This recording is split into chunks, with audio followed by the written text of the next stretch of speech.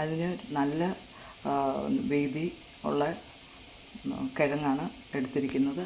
അതിനെ നമുക്ക് ഈ നീളത്തിൽ കട്ട് ചെയ്തെടുക്കാം. ആ കട്ട് ചെയ്തതിനെ നമുക്കൊരു 10 മിനിറ്റ് വെള്ളത്തിൽ ഇട്ട് വെക്കണം. അതിന് ശേഷം നമുക്ക് ഇത് ബോയിൽഡ് വാട്ടറിൽ ഇട്ട് 2 മിനിറ്റ് ഒന്ന് ബോയിലാവുമ്പോൾ പെട്ടെന്ന് നമുക്ക് ഇനി അതിനെ വെള്ളം വാർക്കാൻ വെക്കണം. അത് കഴിഞ്ഞിട്ട് ഇനി നമുക്ക് അതിനെ ചൂടുള്ള എണ്ണയിലേക്ക് ഫ്രൈ ചെയ്യാൻ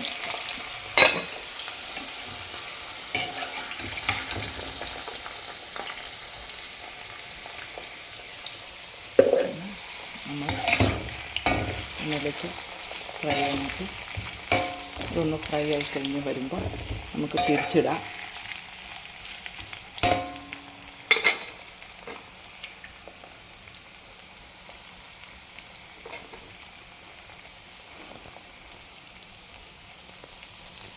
അങ്ങനെ നമ്മുടെ ഫ്രഞ്ച് ഫ്രൈ റെഡി ആയിട്ടുണ്ട്. അതിലേക്ക് നമുക്ക് വേണമെങ്കിൽ മുളക് പൊടി ചേർക്കാം, ഉപ്പുപൊടി ചേർക്കാം. ഉപ്പുപൊടി ഓൾറെഡി നമ്മൾ ഇട്ടിട്ടുണ്ട് ബോയിൽ വാട്ടറിലും അല്ലാതെയും നിങ്ങൾക്ക് വേണമെങ്കിൽ ചേർക്കാം.